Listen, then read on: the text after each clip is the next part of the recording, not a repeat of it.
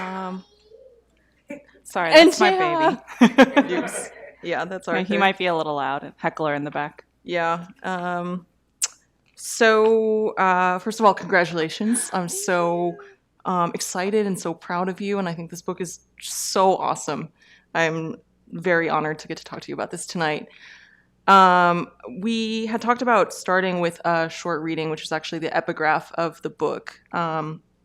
So I would just like to read it and then would love to just kind of talk to you about where this came from because I found it very moving and very Korean.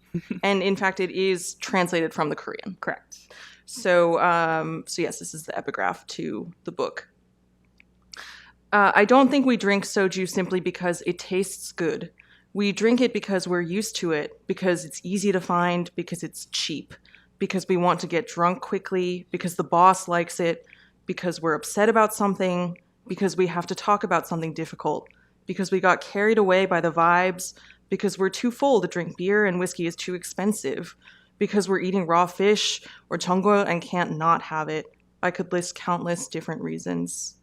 And that is from The Bitter But Sweet Alcohol We Love, Soju by Nam Won-sang. And I really was just struck by that and would love to know like where you came across this and what this book even is. So it's actually a book that's written in Korean that I was like my cousin who lives in Korea was coming from out of town, and I was like, okay, I need to do research for this book. There's no other books about like soju or Korean drinking written in English, so I had to do a lot of my research in Korean, and so I went on like I think it was like the Kyobomungo like their like big bookstore website, and I found just like looking at the cover, I was like, okay, this is cute. I think this would do the right thing. So that was one of the books that she brought in. It was just such a great book. And when I read that, which was also like part of his intro, it's written from a very like casual perspective. So I liked that, but it really just hits on the romance of what I think is appealing about Korean drinking. Like one of the things I hear a lot recently is like people discovering things like soju and Korean drinking from K dramas. And it's because every Korean drama has that scene where like the main character is like heartbroken and like drinking by himself in a pocha, or like maybe they're like after work, they're all gathered and they're being like forced to drink. There's like all these very like ritualistic things. It's always raining. So yeah, I think this idea of it being like bittersweet but like very necessary is such like a great like perspective on it. Yeah, I think like when I said that it feels so Korean to me, like even reading it in the English because I can't quite read at that level in Korean, but um I think like what strikes me as so Korean about it is how it illustrates the sort of deeply embedded way in which drinking is a part of the fabric of Korean culture. It's almost like there is no Korea without drinking, Totally. without alcohol, without like primarily these three types of alcohol that you primarily cover in the book: soju and mekju, which is beer, and makgeolli, which is like a lactic, creamy, fermented, effervescent rice drink. Um, and yeah, so I think like I wanted to start by asking kind of what is soju because a lot of the beginning of the book, which is I think your inner history buff gets into like the evolution of soju, and what we know today is actually very different from what Koreans of many hundreds of years ago would have known. Yeah. So so soju used to be a traditionally fermented and distilled from rice, nuruk, which is a Korean fermentation starter, and water. And that's something that dates back to like the Joseon Dynasty. It's actually sort of an evolved form of makgeolli, which you talked about, which they distill into sort of this like clear liquor. But after the Japanese occupation and the Korean War, it sort of changed and evolved into a much more like commercialized and like sort of mass produced version of it. On that note, I want to shout out my sponsor, Jinro, who's one of those. It's a weird segue.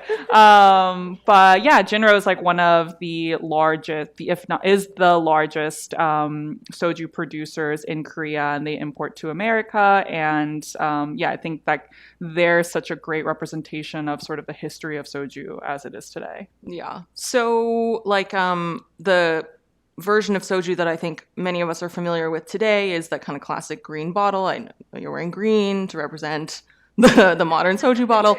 That's beer, sorry. But it's, yeah, this green bottle. And like, what is the soju that we're typically seeing now? Like, what even is it? Yeah, so iconically soju comes in these like green bottles. They all look the same, and that was a little bit my impetus for like writing this book. I was like, why is it always in the same green bottle? Is there any difference? Are there different brands? Are there different flavors? So it started sort of like created an itch to want to find out more of what it is. And I explain more about that like in the book. It's All your bottles are blue. It's because the blue one is my favorite. So like I dive more into that in the book. It's a cookbook, but a lot of the front matter is diving into the history of Korean drinking, and also the rituals surrounding it, because that's sort of really what interested me, and also that's what I wanted to explain to somebody entering this world for the first time. It's not just about like, here's a bottle, drink it, or here's a shot, take it. It's about like, oh, where does this come from? Why has it come? Why do we do all the things we do? And then actually the blue bottle is really interesting. Like, yes, the blue bottle is everywhere. It's actually a retro throwback to the bottles before they were green. They used to be blue. And that came from a standardization of the bottle manufacturing process. When you make soju, it's very cheap to make the soju itself, because nowadays it's really just like ethanol and some sweeteners and water like mixed together. So the glass bottle itself is 30% of the production cost, which is why a lot of the companies, they wanted to standardize it. And unlike America, the bottles are actually saved and returned back to the different manufacturers. So when they standardize it all to green, that made it really easy to like streamline the recycling process. But then Jinro actually was like, we want to do this retro throwback. They used to be blue. We want to try doing this. And then it was like a huge hit. So you'll see a lot more like blue bottles. And then now other companies are doing like white bottles, or I saw like a black bottle the other day. So it's really changing now. Side note, first time I've ever heard someone refer to recycling in Korea as streamlined. The most confusing thing I've ever experienced in my life. Oh my goodness, there are so many bags. And you have to buy all the bags. But it's very successful. Yes. Yeah. Tangent, I was in Korea for the first time over the summer, as Irene knows, and I discovered that there are no trash cans anywhere. That's what your pockets are for. So you're sort of walking around with your personal bag of trash for the whole day. Okay, so I also wanted to ask you, of those three core kind of iconically Korean types of drinks like soju, 맥주, makgeolli, like why did you call the book Soju Party? I called it Soju Party because actually you came up with this title, which Christina did not remember when I reminded her of it. So we like went to a party, which was not a soju party. It was Lebanese party, but that's beside the point. And then we were coming home, and then I was telling her about this book, and originally we were floating around like Korean. Originally it stemmed from like Korean cocktails, but I wanted it to be more about Korean drinking. And then I was like, I feel like I know that the word soju needs to be in it because that's the most recognizable Korean alcohol. But I was like, what could it be? Like Korean drinking just kind of sounds kind of lame. And then Christina, being like the headline like queen that she is, she was like, what about like Soju Party? And then she even came up with the subtitle too, How to Drink and Eat Like a Korean. And I was like, did I really? You did, the whole package. Yeah, I think you had also just recently come up with the title for one of your other friends' books. Yeah, too, I'm right? 2 for 2. Yeah, so if anyone book, needs you a need book a name. title, yeah, this is your person. Okay, so yes. Oh, but I wanted it to be, so of course soju, because search engine optimization for what people are typing and looking for. But then also I wanted to be a party. I wanted to really convey the vibes of like what I felt like Korean drinking was. It's about coming together. It's about community. It's about it starts from a place of really like ritualistic pouring for each other, and it feels very rigid. But then I think ultimately the goal is to connect and like break down those boundaries and have a really good time. So I felt like that encapsulated. Yeah. So one of the questions I wanted to get into was sort of like the main differences between Korean drinking? Like when we say how to drink like a Korean, like what does that even mean? How does it differ from what we think about when we think about drinking in Western culture? And I would also love if you could sort of speak to the cultural, societal differences and how that impacts like the style of Korean drinking that Yeah. makes it unique. I feel like Korean drinking is not, it's like in America, when you drink, you go to a bar. It's you like show your ID, it's like 21 and over. It's very separated, but in Korea, it's very community oriented. So it's not unlike, it's not weird to see like a family where like, there's kids around, but like maybe the adults are like sharing a drink or Everyone's purple. everyone's super red or that it's like my favorite is like going to like a haejanguk place with my mom at like 11 in the morning and seeing all the ajoshis around drinking their haejanguk, their hangover soup, and like cracking their like first bottle of soju for the day. And it's like those are very like normal part of like Korean society.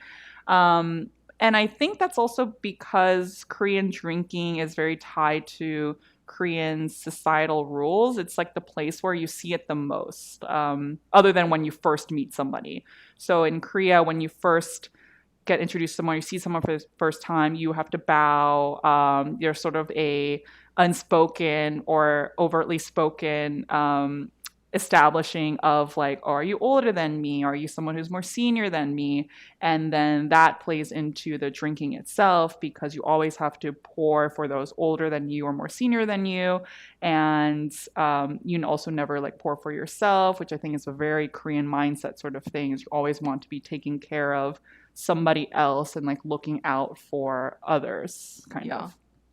To me, like the thing that I find interesting is the way that drinking in Korean drinking, it really has a crossover with spheres of life that I don't think you would necessarily associate with in like American or Western style drinking. For example, like in the workplace or with your colleagues after work. Per the book, it's not unusual at all for you to be in a group of your Korean colleagues who you work with at your Korean company or whatever, and then drink until you hit the floor and someone needs to pour you into a cab. Yeah, I think, which is crazy to think about. Like for me, thinking about doing that with even like my closest colleagues. Yeah, exactly. There was like a story where like the most extreme example of this was a company was incentivizing Christmas bonuses for their employees based on how much they could drink. So it was also graded by like women versus men. So when women only had to drink a little bit less than the men, but it was like, yeah, for every bottle of soju you could drink, you would get like, it was like 100,000 won or whatever it was. Yeah. Oh my God. which is an extreme example. But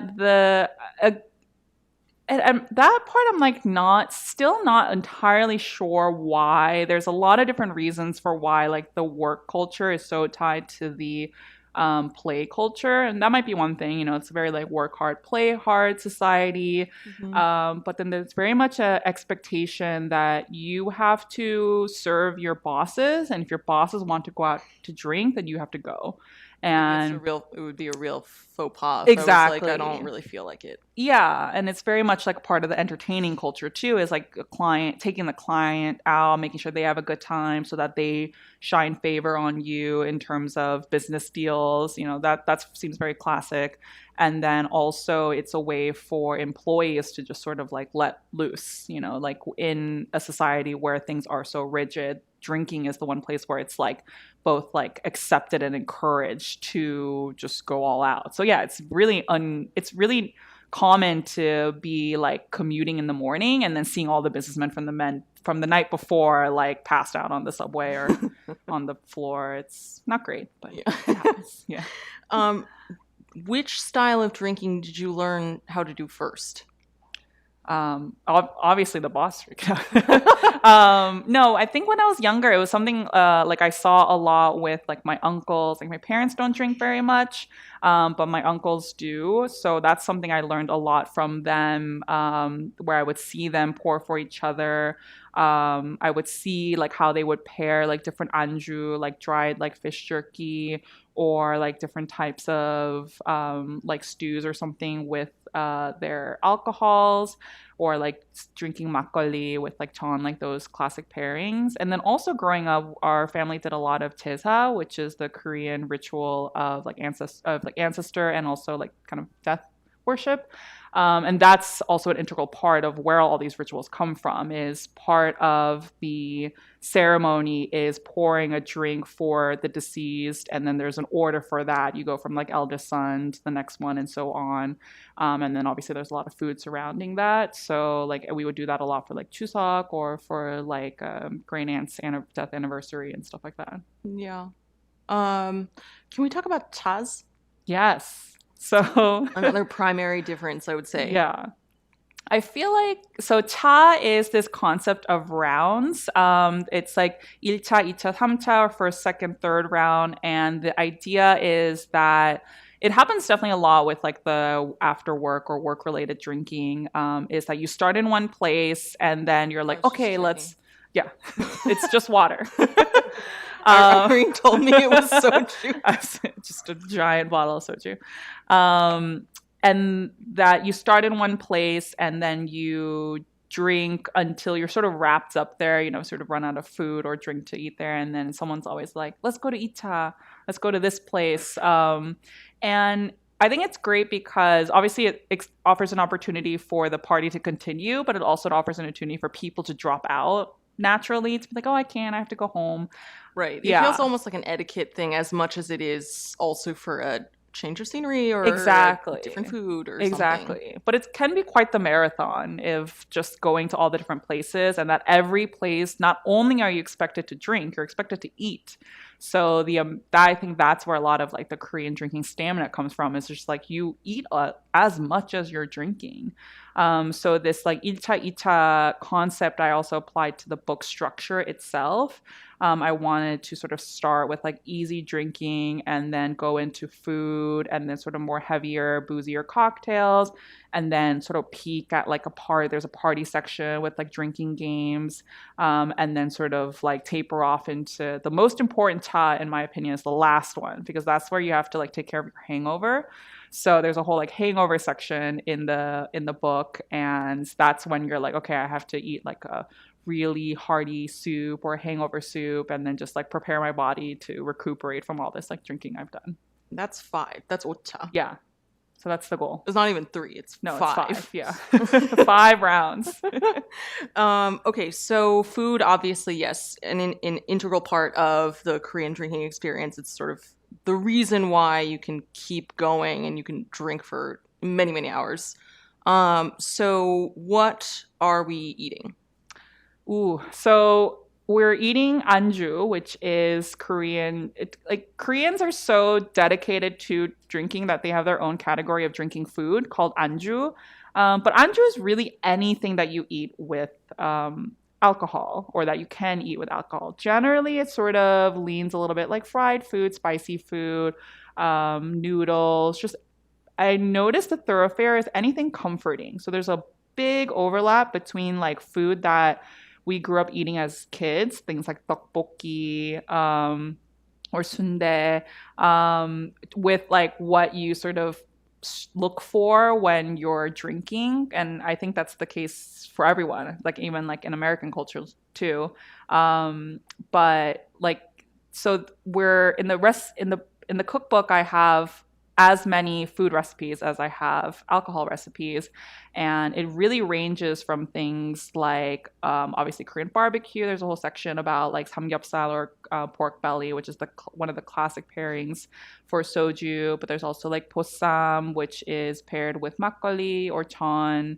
There's obviously tteokbokki, which I mentioned. And there's also a few like fusion-y recipes as well, just things that like I really crave when I'm drinking or after I've been drinking. Yeah.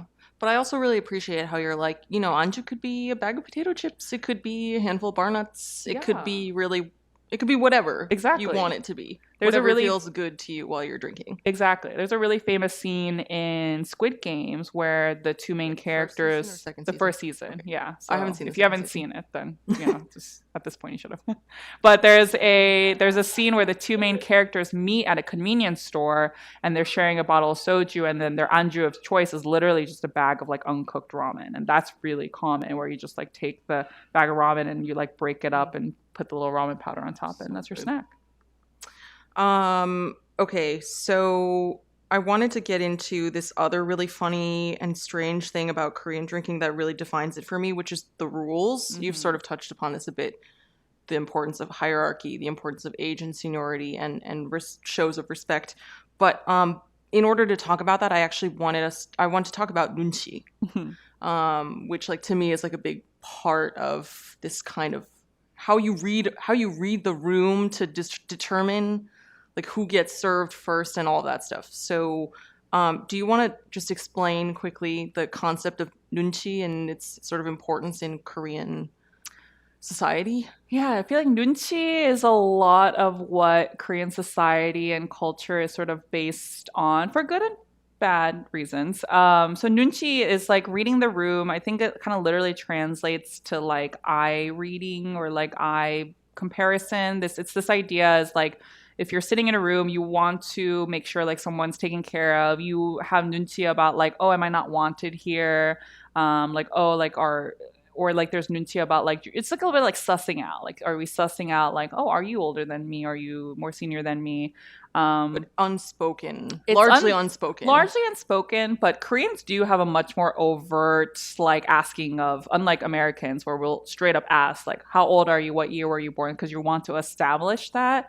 I think sometimes there is nunchi about like the nunchi comes from like, okay, let me just pour for you, and then you're like, no, no, no, wait, I'll pour for you because you are like doing the like who can bow lower like Right, sort of right. thing to show more respect. So that's where it comes from. But also, it can sometimes be a bad thing in Korean culture because if you have too much nunchi and you're sacrificing too much of yourself in at the behest of others, then ultimately you're not taking care of your own needs too. So Korean. I love also a side note about nunchi. There's like a really funny drinking game in the end chapter of the book That where is called nunchi, nunchi. and I find it so funny. Can we explain it really quickly because I love it?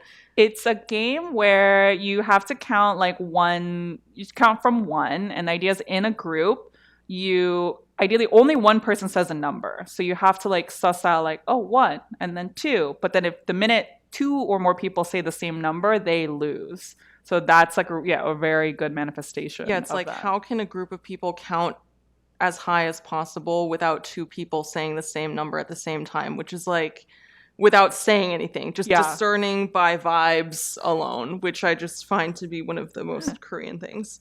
Okay, so in the pantheon of obscure Korean drinking rules, like what do you feel like is the number one most important rule? Is there one? Ooh.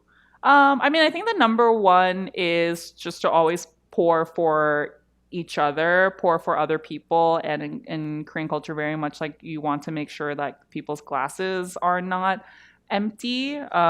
So it's a lot of work. So you're constantly being like, okay, or is this person drinking? Are they drinking? Okay, like, and then keeping up because you also want to like, we don't want to get too drunk if the other person's not drinking. But conversely, I think one of my favorite rules that I learned kind of while I was in the mindset of writing this book is a thing that my cousin does, which I call the polite finger, which is Oh, I read that and I couldn't quite even figure out what it was. Yeah, so let me explain. So like when you are pouring for someone, you are receiving the drink, right? But that's like so much work constantly to be like, oh, let me pour for it. And you're constantly like, oh my God, let me like there's a lot of that work. So the polite finger is just like, especially if you're pouring for other people, is like she'll reach over and just do one of these. Like as you're pouring, then it's just like instead of being like on the bottle or on the cup? on her glass or on someone else's glass. So let's say if like you're pouring for me, then she'll reach over and put a polite finger on my glass. So that's like her way of also like offering this drink to me. I guess jumping on your coattails kind of thing. But yeah, it's Yeah. just like a really like it doesn't have to be the Yeah. whole like, oh my God, let me like receive every time. Yeah. Right. But there are so many things it's like you hold it with two hands or you hold it like this or you hold it like this or you know like you know it's But there's that's like the most rigid way to do it. And like one of the things I mentioned in the book too, it's just like read the rules and then just do what you want. yeah. Like it doesn't, don't like bend over backwards to feel like you have to do it properly, because I think in Korean society, like people are just really happy and grateful that you tried. And not like being like, well, you did it wrong, or let me correct you. It's just a starting off point to being like, here is the most rigid way you would possibly do it. Like, let's say if you were drinking with like the president of Korea or something, then those are the rules, right? But yeah, then ideally, as you're drinking and getting more loose, then you can be more casual about it. Yeah. But Yeah. even when you and I drink together, I feel like there is a sort of there's a loose kind of, you know, you always pour for me Yeah. and actually I don't really think I always pour for you because I just it doesn't Rude. come as naturally to me. That is rude. But I'll promise to pay a little more attention to it. Okay, switching gears a little bit. I wanted to ask you a bit about how it came to be that you ended up writing this book, and a little bit about all the things that you've been doing in your life and your work that have kind of culminated in this point. I feel like a lot of my life, I just go forward and then what happens, happens. And then that leads to writing a book.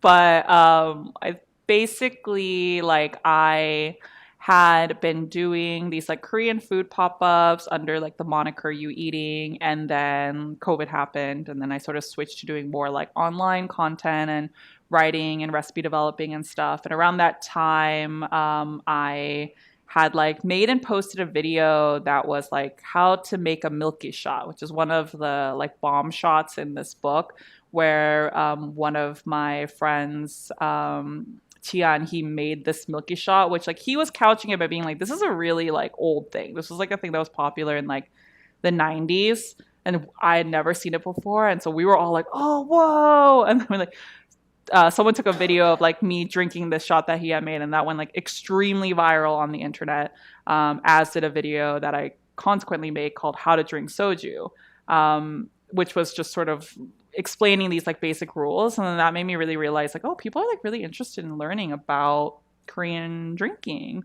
So that sort of led me to write an article for Food 52, which is this food media publication, about how to drink like a Korean, which then led to interest from a publisher, which I didn't end up publishing with that publisher, but because originally it was sort of like a Korean cocktails book, and I wanted to be more of like an explainer or just like all the things Korean drinking, because I knew that didn't quite exist yet. So I was like, in order to talk about Korean cocktails, I want to talk about Korean drinking at large.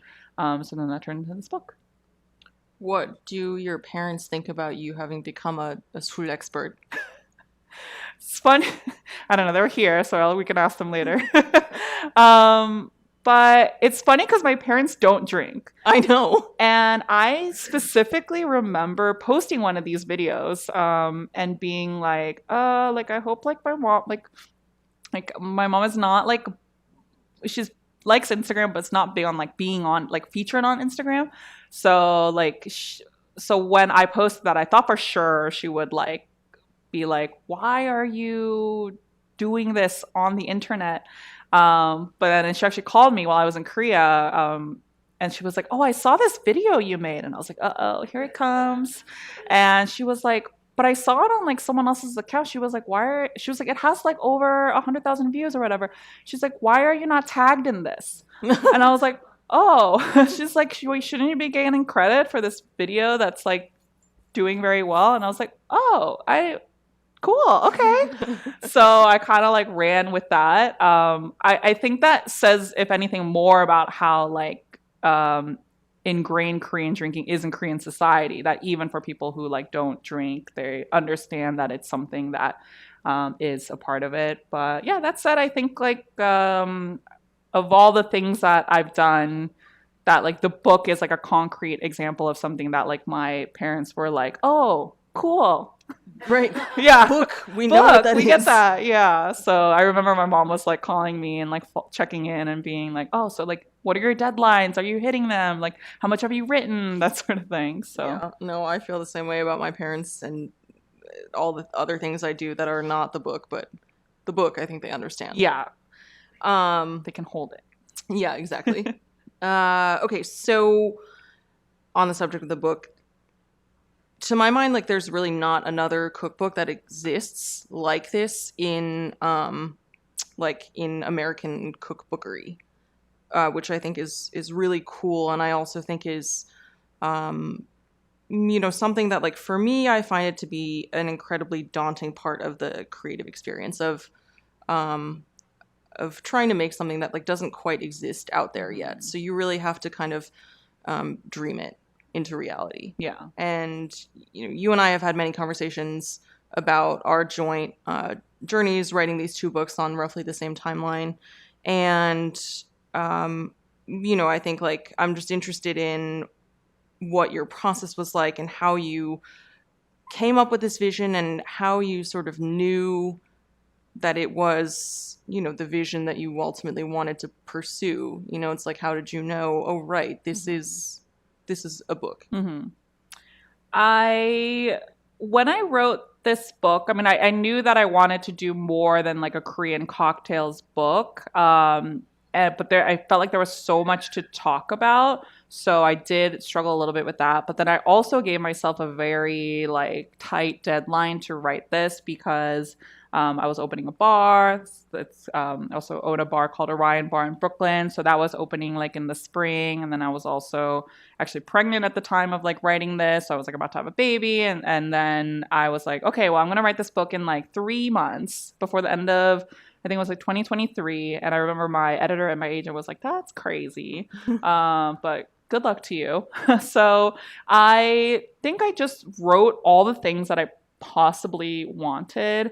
So the intro to Korean drinking, like that I knew I wanted to include not just soju, but also makgeolli and mekju / beer. Wanted to include drinking games. I wanted to include just like all these different aspects of it. And then I just figured at that point my editor would be like, oh, you should cut this part, you should focus on this. But he was actually like so supportive, and he was like, this is all great. You should like, and it should come from a place of like explaining to like a first timer like how to drink soju, and then have that person like enter this world or like my specific world. So obviously this is like my specific take on Korean drinking and what it means to me. So it's not just about like, it starts as like, here's how to drink like a Korean, but it's also like, here are like my cocktails or like Orion Bar's cocktails that we've made that are inspired by like my specific Korean American childhood, which some people will relate to and some people probably won't. And then just go from there. But it's like, obviously it's not like a monolith. Like Korean drinking is not in the same way Korean food is not. So I think there's definitely very many versions of this book that can exist. So I think by starting and like, let me explain to you, and then it went from like, well, here's my version of it, and that was like ended up being sort of a successful way of putting it together.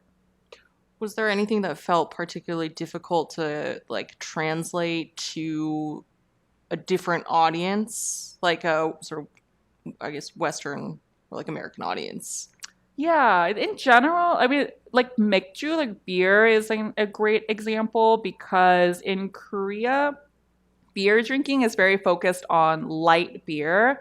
And in America, there's such a big like beer culture, all different kinds of, like you have your stouts, you have your IPAs, etc. And that sort of culture is starting to enter Korea, but traditionally it comes from we're just drinking water that like, I mean, drinking beer that tastes like water. Note the Freudian slip, because that was the goal. Is that like Koreans just wanted to drink something really refreshing and like almost like hydrating, and they wanted to drink it while they were like eating fried chicken or to mix it with soju. So I think like explaining something that is already like really obvious in like American culture was sort of an interesting task, and then also like the book is called Soju Party, but like I wanted to try as much as possible to give equal weight to the other alcohols, which was kind of hard to do because there's like ultimately a lot to say about soju and less to say about things like to say about beer specifically, but then also like makgeolli is like, there's less like you're not doing bomb shots with makgeolli in the same way that you are with like soju. So, I wanted, and then there's, we haven't even touched upon, there's like a multitude of other types of Korean alcohols, your mesiju, your pokbunjaju, like things like that. And so like that was hard. Like I do wish that, there was a little bit more time to focus on like more like traditional Korean alcohol, but I also didn't feel like this intro book was the place for that. I just wanted to intro you into Korean drinking. And then once you've gone a few like green bottles in, then discover all the other types of Korean alcohols that there are.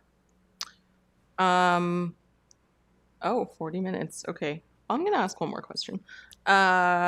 Which was really, I want to talk about the art direction of the book because I think, and you'll see this when you all buy your copy in the back, there is something that's so beautifully like evocative, Korean, also not quite Korean.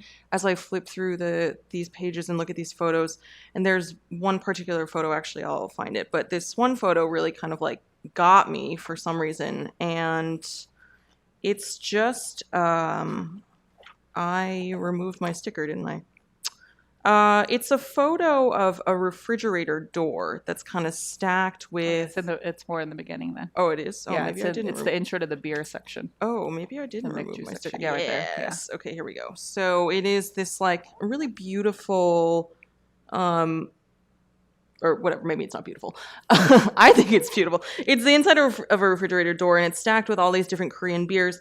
But also, as you look a little bit closer, you'll also see these like little Easter eggs scattered through. There's like this jar of kimchi over here. There's this half-eaten bag of milk bread over here, and this like open package of yakult in the side door. And it was just like a really great example to me of how much you conveyed, not just in the words, but also in the images. And I know you worked mostly with a Korean team. Yeah. And I just wanted to know a little bit about what that process was like of creating this sort of beautiful visual world with that team. For sure. And that does tie back to your question earlier. Was like, what was one of the harder things about writing this book is that like I knew what it wanted it to contain. Oh, this is my favorite shot. It's the Soul Train. I know. Oh my God. It's so vibrant amazing and evocative. I knew that I definitely wanted to work with as many Korean and Korean Americans as possible, is mostly who worked on it. I knew that I wanted ideally my sister to illustrate the drinking game, so that's also a large section of it.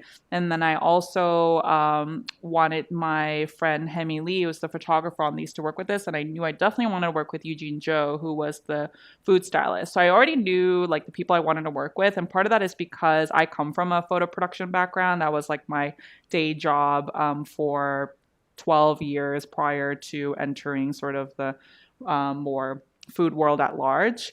But I was also like, these people have such different styles. Like Hemi and Eugene have one specific style, and then my sister's illustration is so different. I was like, I have no idea how this is gonna talk to each other. It was such a joy to work with like Hemi and Eugene and the prop stylist Maggie DeMarco, because they were really able to infuse with their own experiences and like little moments, and being Korean, like Hemi and Eugene are both Korean Americans, and like infusing their own sort of opinions and feelings and like vibes at large into it. And then later, the art direction, I think, really came together. And that was all the publisher, Knopf. I think they took a lot of like the color palette of my sister's illustrations. And then, yeah, and that's there's Christine me in the background too. Yeah, she was she's a hand model as well.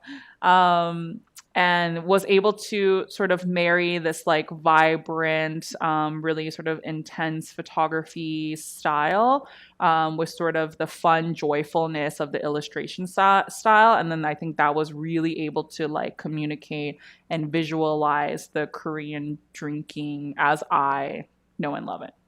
it's so crazy to me seeing it on the page because like I really love that you did not shy away at all from the kind of maximalism of that to me I very much associate with Yeah. Korean drinking where like there's no place on the table for even just an elbow, you know? And Yeah. what's crazier to me about this day, because I was there, is like this is all just what was this, plywood on like two Yeah, sawhorses? yeah. This is like two sawhorses Yeah. right under here. And, you know, Yeah. just to be able to make this and transport to Yeah. somewhere else is, I I just think definitely it's did so cool. not want this to be a book where you just see like one beautiful shot of a dish or a drink, though that does exist because that's just like from a production and like cost perspective, that is the easiest way to communicate like the recipe. But then also like even this image, this was actually not shot in studio. This is at Gopchang Story, which is like around the corner from here, which is one of my favorite Cool. spots to drink. But I was like, not only do I want these like studio shots, which are traditional, but I want us to actually go out and do some Korean drinking. And so this was shot like just like a little like point and shoot. And that like this it's like it's kind of hard to tell if you don't know, but we're actually playing Titanic, which is one of the drinking games. So there's a shot glass in here of soju, yeah, it's right and there. then you're pouring the soju in. And I remember like when we decided on the cover was so hard to pick, but I was like, oh, I don't know if you should be seeing soju come out or not. But ultimately, I think that anticipation of like, what is it? Is it coming or not? It's just sort of this like moment of like holding your breath that I really liked while all this chaos was happening around it. Right. Because the point of this game is To sink to sink the yeah, soju. like Whoever Titanic. sinks it has Yeah. to drink it. Yes. That's right. Okay, we're gonna move to questions in a moment, but before that, I also did want to ask you about your ideal 이리삼 maybe Icha, yeah. maybe 4 or 5. Yeah. Your ideal cha. Here in New York. In New York. Well, Icha is definitely Gopchang Story. We literally shot this for the photo shoot, so I could like tell you what we did for the photo shoot / my ideal. So Ilcha is Gopchang Story. Go and get some grilled gopchang. Start with some bottles of soju. It's grilled intestines. Yeah, not for everyone, but definitely for me. And then Icha like to go to like either like Seoul Salon or Soju House, and you go a little bit like fancier with the cocktails.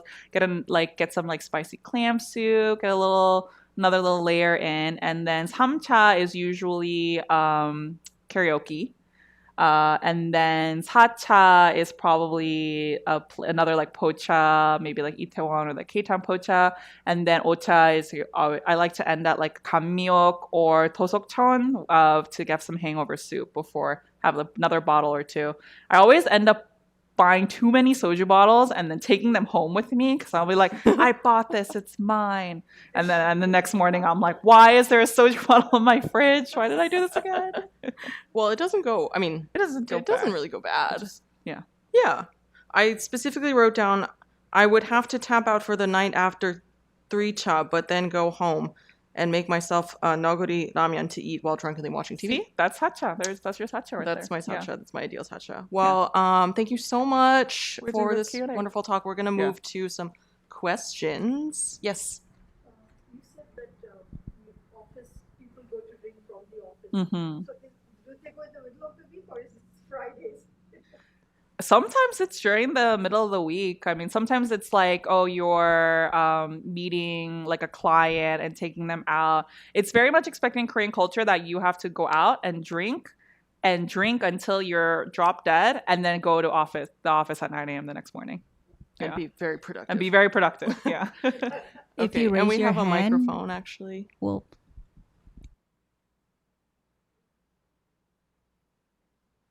hi, all the way back here. This is a long one, so I'm sorry in advance. That's okay. As you have emphasized, there's a culture of respect and fun when it comes to drinking in Korean culture. With the recent expansion of soju to the West due to the Hallyu wave and just a general boom of Korean culture, and vice versa, Western influence in Korea, do you think that this drinking culture is dissipating with the younger generation? I mean, I have been seeing drinking culture in general, not dissipating, but like lessening. And I think that's something we're seeing a lot with like younger consumers as people are just drinking less in general. That's not just a Korean specific thing, but I think that's something that's happening worldwide, especially post COVID. And there is definitely less of a expectation put on by like companies to force their workers to drink because the workers are understandably pushing back and being like, you can't do that to us. But that said, like, I still think like the Korean drinking, it's less about like, oh, drink till you get drunk, but more about like the vibe and the culture. So I still think like with this book, you can like curate, like having Korean barbecue at home. You don't have to drink. That's another question I'm gonna ask a lot. Is like, well, what if I don't drink? What can I get out of this book? Is like, there's so many like food things or just games you can play in general and stuff. And like the alcohol is nice and it helps to obviously like loosen our inhibitions, but it's just one of the many ways that you can connect. And I think Korean drinking culture in general is about that, like connecting over food, over community, over having a good time, just making sure you're taking care of each other.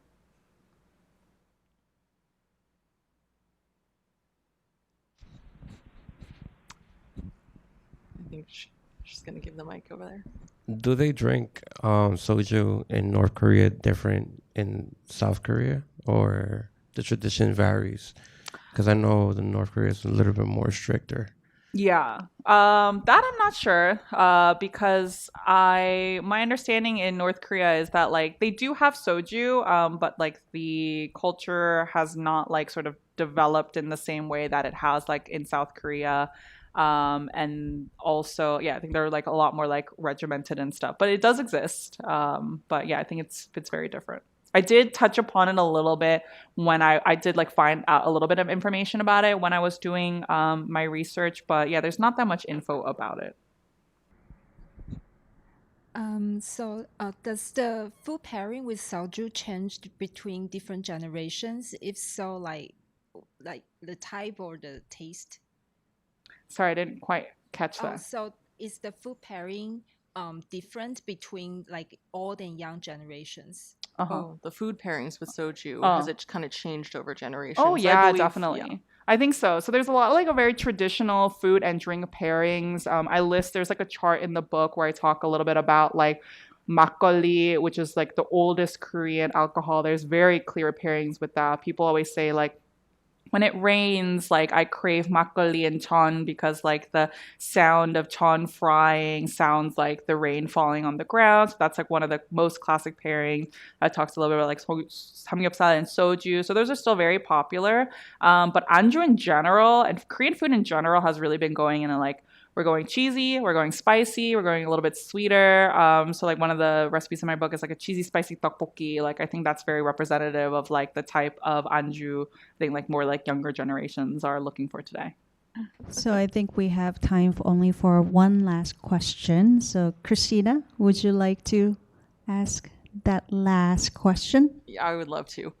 My last question is, can you please teach me how to do a soju tornado? Oh my god. Well, great. Looks like they've given us two. Okay, so here's how That's you do why it. it became 2 bottles. Oh, I see. I know. I wondered about that. Okay, so here's how you do a soju tornado.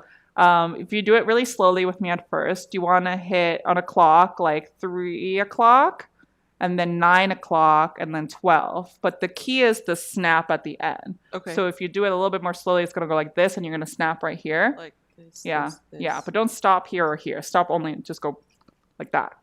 Oh, okay. You did a little thingy, like a little, you know? Okay, wait, Did hang I? on. Hang on. Okay, ready? Or you can just do it like this and Okay, then wait. stop. There you go! Yay! Cheers! Okay, thank you so much, Irene. Thank you so much. Bye, Thank you Soju. everyone for coming.